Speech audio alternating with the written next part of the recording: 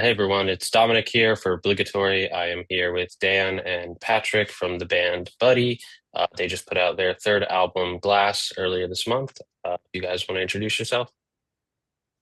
Yeah, hey, I'm Dan Forrest, and I sing and play guitar in the band. Hi, I'm Patrick Ferrugia. I do other singing and other guitar in the band. Yeah, and Right. Lindsay Parton and Natalie Glub couldn't make it today, but they're bass and drums. Yeah. Shout out. So Yeah, some apologies if oh, yeah, our answers aren't rhythmic.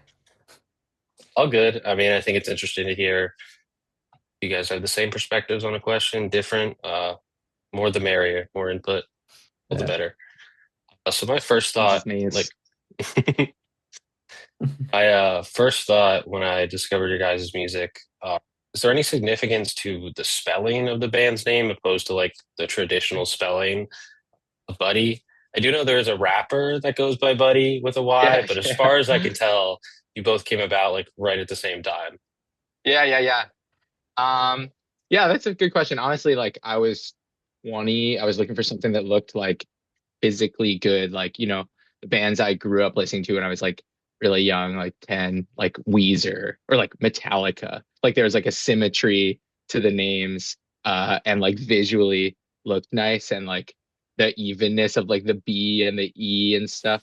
And yeah, also I thought the Buddy with a Y just like especially felt like really childish looking, and like meaning wise, but like when you added the like EIE, then it's like I don't know, subversive die is in there. Like, yeah, helped to add a little bit of mystery to it. But yeah.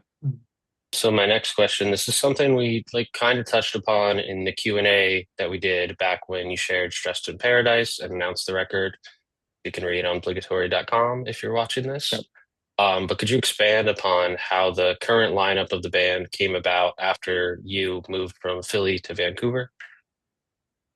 Yeah. It was kind of just like serendipitous in a way. Like I was moving for grad school, COVID happened, live music wasn't a thing. And I was just like, music is a huge part of my life. I knew that wasn't going to stop.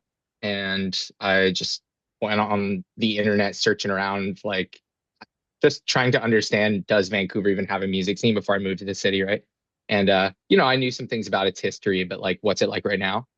I went on a couple of like for different forums and stuff, and like ultimately it was a Facebook group, and I just posted like, hey, what's Vancouver scene like? I have this band, like are there bands like this there? Shared some links, and then like most of the people that responded were like pop punk bands, and I was like, I don't know if this is gonna like go the direction I was hoping. And then yeah, but Natalie Glub answered and was hey, like the music, like we used to have a band called Wild Kind that's not playing right now, and um we're looking to jam if you do want to do that when you get here. I was like, oh, that'd be great. Like I wasn't even necessarily looking for like new bandmates quite yet. I just wanted to understand the scene, but I'd love to jam and get to know some people. But yeah, that's like Lindsay came along with Nat, like they were bass and drums, the rhythm section of Wild Kind. So, and then yeah, just like took a little while before Pat came around. We were looking for guitarists for a little while, never quite found the right fit. And then I don't know, Pat, you want to take over? Yeah. Yeah. So I don't know. I was kind of without an active band for a while. I used to, well, I mean, yeah, like I had this project, ACPDF, used to be called Douse, and I don't know, I just like hadn't been playing live music. I was kind of just doing the solo thing for a bit. But I kind of missed being in a band. So I was just like, I'll just, go on the Craigslist musicians section, see what's going on. And I think I like typed in like in the search bar there like shoegaze, and because I was like, I don't know, I'm a very pedal friendly guitarist.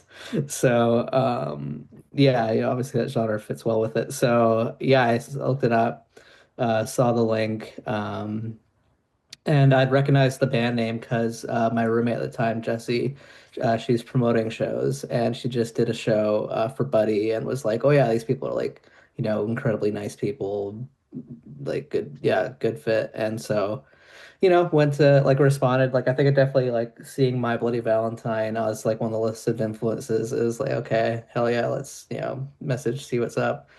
Yeah, I did a jam and like obviously like I hadn't played in a band for like quite a while. So it was like, all right, just like feeling out process, going out, being social again, I guess. And so, yeah, like j jammed it out and just like could just tell, it was like, oh, it's, really good vibes and like everyone's just wanting to, like obviously like in it for like, working towards growing the band, but not sacrificing the concept of fun, like having fun playing music. And yeah, so it's just like very like I could tell it's like, oh yeah, this is like, a new kind of I guess like approach because like previous bands of mine, it was definitely like, much more like stressful, gray hair inducing kind of like let's be the best we can possibly be, like as in like most technical musicians writing the most technical music and then like with this it's like let's just, write some like good ass fucking pop songs. So like the music and the lyrics of Buddy have always been pretty heavily on these themes of like anti-imperialism, the importance of community, and so many issues that are tangled up in, the broad reach of like capitalism's global influence. Glass is obviously no exception to this. So how has Mm. the move northwest like changed or influenced your perspective on these seemingly core beliefs? And what are some ways that maybe the music scene there is kind of reflective of that? Mm. That's a great question. Thank you. Honestly, I think every time I've moved anywhere or like spent any time in another location, it's just like made it very clear how the world works in another way by showing another setting. And yeah, like Vancouver, it's like really hard to escape how much wealth like permeates the city and like wealth inequality is like really stark here in a different way than I was used to in Philadelphia. Like you can get, I don't know, it's hard to say exactly. The cost of living is a little lower in Philadelphia. Like intense wealth didn't feel like it was like a major part of Philly's city. Like there are rich people there, but like a lot of them live in the suburbs. But in Vancouver, it's like in order to own a home, you're already like very, very wealthy, right? So yeah, and then the like yeah, the stark inequity between like there's like a couple of neighborhoods where people are living in like deep poverty, and then there's like very short distance away, really, really like blatant uber wealth. Yeah, so I don't know, a lot of like overt wealth, Lamborghinis and stuff like driving around here or there, you Mm, see, and like Ferraris and stuff. I don't know. It's like there's sections of town like that, right? interesting. Patrick, are you like from Vancouver, or what's your story of location-based stuff, your journey? Yeah, I mean, I was born in the suburbs of Toronto, but like grew up in Vancouver, like since I was like single digits age. So like Vancouver is basically my home, like Greater Vancouver. But yeah, just I think living in Vancouver, I kind of agree. Yeah, it's just like there's areas of very yeah, like just there's a large gap of wealth inequality. You have very like poor neighborhoods, and then you have neighborhoods that like Phil Collins lived in the 80s, where it's just there's a deep, deep divide there. Yeah. Interesting. Yeah, I Yeah, it think just cemented it really, like my understanding of how things are. hmm, interesting. I feel like there definitely is some of that in Philly, but it's also like there is a lot of the wealth is definitely concentrated in the suburbs, but there definitely is like these weird areas where like you go from these nice, maybe not nice, they look cheaply made, but like all these like fancy-ish looking like townhouses, and then you go the next block and you have Yep. like blocks of buildings torn down. So yeah, maybe Yeah, I'll have yeah. to check Like out they Vancouver and see how that's like, if it's how that compares, because I haven't been that far west at all. It's a yeah, beautiful city. I would recommend, but yeah. yeah. Yeah, I mean, it's more.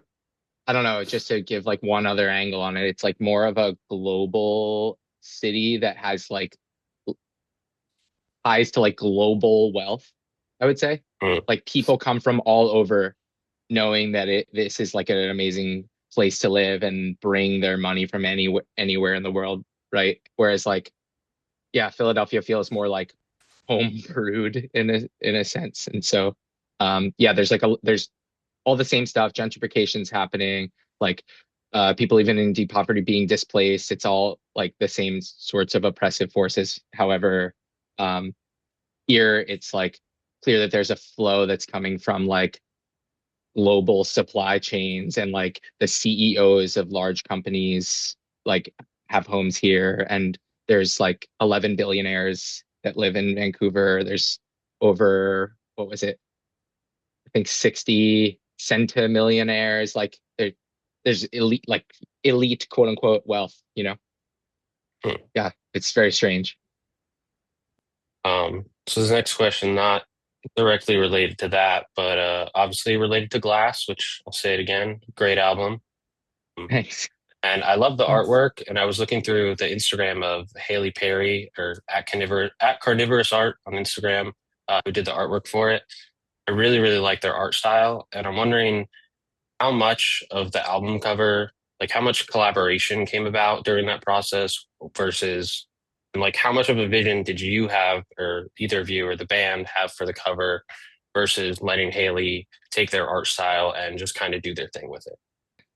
I mean, if I recall correct, I think we kind of just let them do their thing for like most of it. You know, like maybe we had like a couple notes here and there with like the background color, but like I think they like, presented like a few options of different backgrounds, but like mo for the most part, it was just like, hey, we enjoy this artist style. Let's like let them represent that like to our music essentially. Yeah. Yeah, Pat, I think Pat's been friends with Haley for a while and has been a fan for a while and was like, "Hey, check out this artist." And I was like, "Wow, yeah, it's like really cool stuff. It feels like it fits the vibe very well. Like there's some like eerie undertones to Haley's art, but there's also like bright colors. That contrast kind of sits in our music." And yeah, but Haley mostly just like checked in with us about themes a little bit and then presented a handful of drafts, and then we just kind of like whittled it down a little bit and then eventually like produced the final product, and we were just like Yeah. so grateful for their creativity and talent. I think that's a good way to put it, where you said like the sort of eeriness and like the undertones of that, because I feel like kind of goes for the case for a lot of the album, but I think of like Stressed in Paradise specifically, just because that was the lead single and like just really stuck with me, where it's like it's so catchy and it sounds so fun, but it's also like it just very clearly focused on like these ideas of inequality and like the inability to, like you said, like escape these issues of capitalism that extend globally, and issues of like gentrification and people being displaced or present in any city. And yeah, that's just a really good way of putting it. And I think I'm gonna have to take another look at the artwork and really let that soak in. Yeah, I just like really appreciate the kind of like dreamlike style of their artwork. Um, yeah, it's very like one of the most like creative of visual artists I've probably ever met. But yeah, I think it kind of ties in well with I guess, dreaming of a better world in our music. So to point to another song from that record from Glass, that's one of my favorites, Antarctica 2005. You have the lines, "We're watching Rocky, but I can't relate. I've never cared for a fight. Never thought James Bond was tight." Feel free to expand, on the song and its meaning itself in answering this. But I'm more Yeah. so wondering, like, who in place of these very masculine, over the top Hmm. action heroes were you all looking up to in the mid 2000s, be that fictional characters or real life role Uh, models? huh. Yeah, when I was thinking about the line, I was just thinking about like certain friendships I've had and like ideas about gender and what were like the culturally dominant ideas that were kind of imposed on us. And like, do we embrace that, or like is that a choice? It's like most of that kind of happens passively as like children, right? Like you absorb the social norms that are around you, and then yeah, I don't know. I had some I was thinking specifically about a friend that I would go over his house. His dad was like a really macho guy, really like like trying to have his son be like the best like football player in our school. He actually like moved schools to become like a football quarterback at another another school.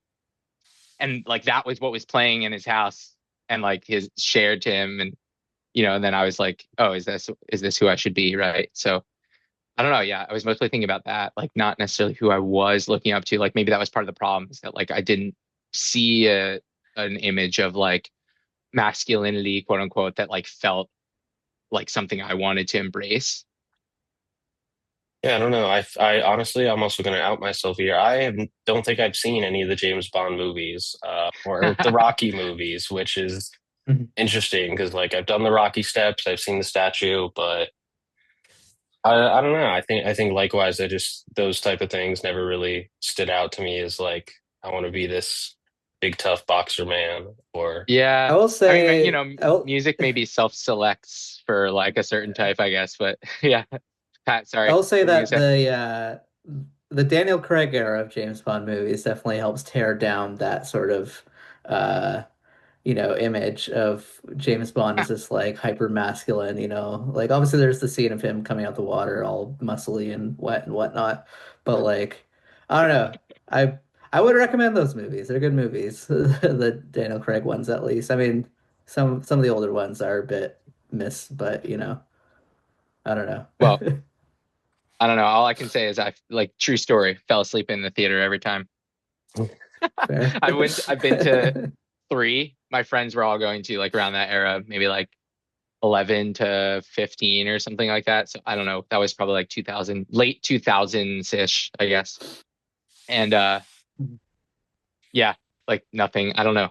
There's like explosions happening and like like so much action, but like it was so dull to me. It's just I can't explain it. Like nothing grabbed me from it. But to each their own. But yeah, as Yeah. far as like the masculine trope, like that was definitely like, yeah, it was definitely part of it, those characters, right? Like, yeah, like there's a lot to Rocky. It's not all just about masculinity. There's an underdog trope. That's pretty cool. There's the like, Philadelphia pride. I love that. Like I'm always going to be a Philadelphian through and through, but yeah, like we should be like, beating people up, get the bad guys, like be strong. Uh, like that is like the masculine ideal. Like I think there's a lot more to life, right? R sure. has some good masculinity in it for sure. If you've seen that one. What was it? Sorry, Pat. RRR, the Tollywood movie. I don't know it. It's good shit. Familiar with that. I guess I'll have to. I guess Shout I'll have out. to add all of these to my watch list. I did. Yeah. I If don't know you're if it. living in Philly, you should watch Yeah, Rocky and then just watch yeah, with a critical eye. yeah. I do remember. I don't know if it was GoldenEye or if it was a different one. I did play the James Bond, at least one of the games with my brother quite a bit when I was really young, and I really Yeah. enjoy whatever the one very snowy level was, but so long Probably ago. GoldenEye, yeah. Yeah. Insane soundtrack, so good. I think I have just one last question. It's a bit on the silly side, but I feel like I would be missing an opportunity if I didn't ask. Along with, I mentioned earlier that there's a rapper named Buddy, but I feel like I have to also mention some other similarly named bands. Might have heard of some of these. Friendship and Friend, Hmm. both out of Philly. And then there's Mm. also a Cleveland band by the name of Pal that put out a pretty good record in March this year. And my Uh, thought, is there any chance that we could get all of you together, or there's probably some other ones that could fit within this realm as like some sort of power of friendship tour? hey, if you pitch it, we'd jump on board probably. So Yeah. yeah. Just need to pay those couple grand for the visas and then we'll be good to Oh go. yeah, true. Yeah. Yep.